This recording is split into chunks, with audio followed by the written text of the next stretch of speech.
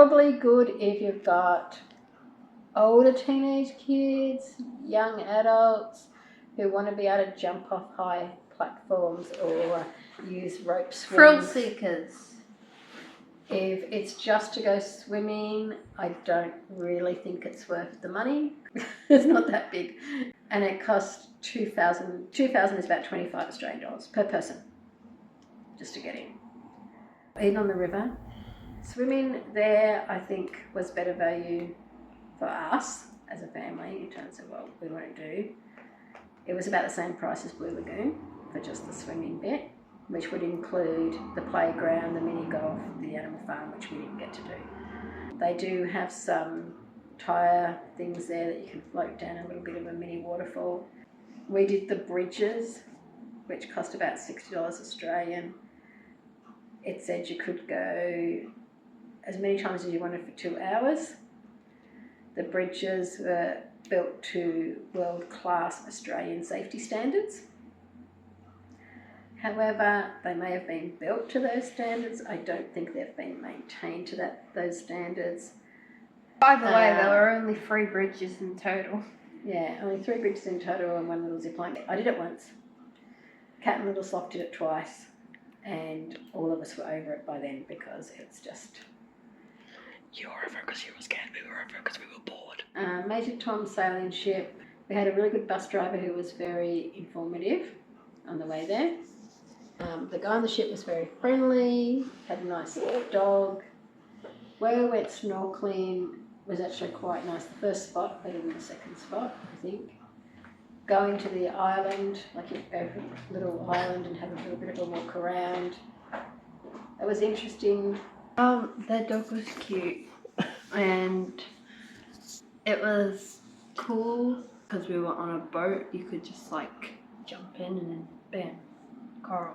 Because it was quite an expensive trip for us personally, because we travelled cheap, I don't actually think that it was worth it, because I actually think it was better snorkeling when we went to Hideaway Island. So Hideaway Island, the resort does look like it needs a bit of maintenance. The beach lounge chairs were a bit cracked, old, probably need to be replaced. The coral fan, it's hurt your feet if you weren't wearing shoes.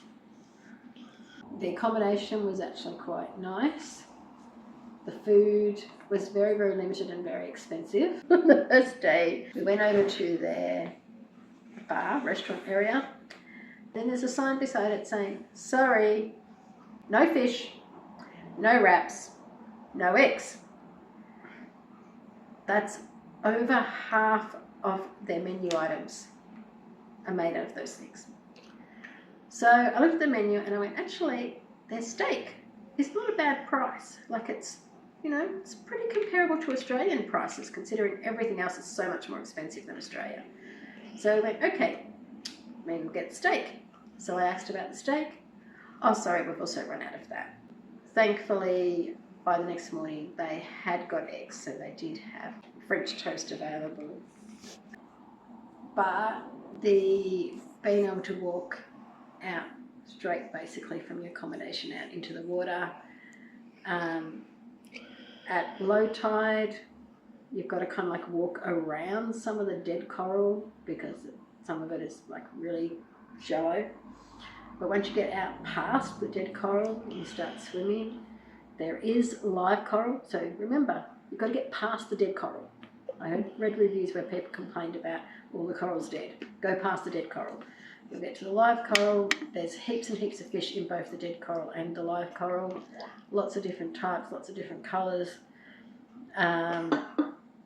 They will swim right up to you, like you feel like you could just about touch them. There was one species that acted like it was going to actually try and attack us.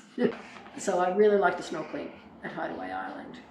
And they also have kayaks that if you're staying there, you can borrow the kayaks for free. So we went out on a double at one stage and then went out on a single. We did snorkeling at low tide and high tide. Low tide was definitely heaps better than high tide. If you're staying there, they do have a snorkel safari that you can go on, which I believe is free. We didn't do it. They also have a glass bottom boat which is free. However, it is currently not running, so we did want to do that but we couldn't. They have the underwater post office there. If you're there, it's worth going and having a look. The staff at Hideaway Island did give us a little bit of wrong information. So when we asked them about the underwater post office, they told us that it was between the two markers. And so Cat went swimming around there, trying to figure out where they meant, could not find it. When Little Sloth and I found it the next day, it was near one of the platoons, but not between the two of them. So it wasn't between two of anything, it was just near one of them.